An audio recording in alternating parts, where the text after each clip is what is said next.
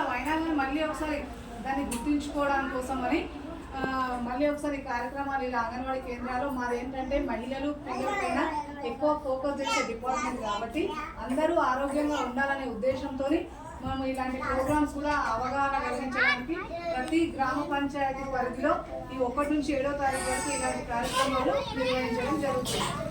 అయితే ఏంటంటే ముఖ్యంగా అందరికీ తెలుసు తల్లి పాలు ఇవ్వాలని, కానీ ఏంటంటే కొన్ని దాంట్లో ఒడిదుడుకులు ఉన్నాయి, లోపాలు ఉండడం వల్ల దాన్ని సరి చేసుకోవడం కోసం ఇప్పుడు మళ్ళీ ఒకసారి ఈ కార్యక్రమాల్లో తెలుసుకోవడానికి ఇలాంటి కార్యక్రమాలు నిర్వహించడం జరుగుతుంది. మా అంగన్వాడీ కేంద్రంలో ఇవన్నీ ఇస్తున్నారు, మీకు తెలుసు కదా. ఓకే, వాటి గురించి నేను ఏం చెప్పను. తల్లి పాలు అంత ప్రాముఖ్యత ఎందుకుంది అంటే పుట్టిన వెంటనే ½ గంట కాదు, గంట కాదు, అలాంటివన్నీ మర్చిపోవాలి. మనం పుట్టిన వెంటనే ఇవ్వాలి. ఒకవేళ నార్మల్ డెలివరీ అయితే ఆమె ట్రూ ఉంటుంది, యాక్చువల్గా పక్కన ఉన్న వాళ్ళతోనే ఇప్పించవచ్చు.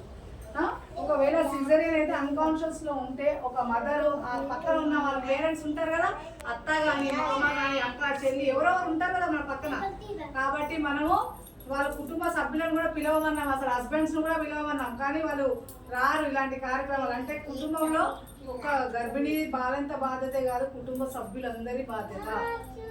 కాబట్టి మీరు అందరూ కూడా మీకు తెలిసిన విషయం పక్క వాళ్ళకి షేర్ చేయాలి. ఒకవేళ మనము అదే సిజరియన్ అయ్యి ఉంటే పైన ఇట్లా పడుకోబెడితే బిడ్డ ఆ స్మెల్ గుర్తించి తన చనుమోన తల్లి పట్టుకొని తాగుతుంది.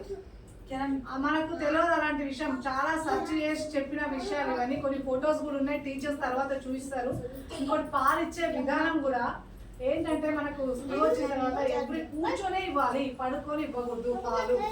ఎందుకంటే పాలు చిన్న బిడ్డ కాబట్టి ఒక్కోసారి పాలు ఎక్కువ చేసి ఏమైతే ఊపిరితిత్తుల్లో పోయి అవి గాలి నిండిపోయి చనిపోయే ప్రమాదం ఉంటుంది.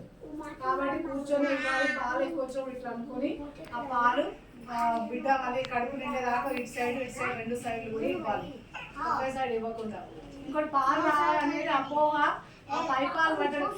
అమ్మాయి పశువులకి మనం ఏమైనా నేర్పిస్తున్నామా వాటికి? మరి అవి పశువుల జ్ఞానం లేదు, అవి ఆలోచించి తల్లి పొదుగులు పట్టుకొని డెలివరీ అవి పుట్టిన తర్వాత అవి చూసుకొని పొదుగులు ఇట్లా కనుక్కొని వెళ్ళి తాగుతా ఉన్నాయి. మరి మనం అన్ని జ్ఞానం ఉన్న వాళ్ళం ఎందుకు ఇవ్వట్లేదు? ఎందుకు ఇవన్నీ చెప్పాల్సి వస్తుందంటే ఎక్కువ ముఖ్య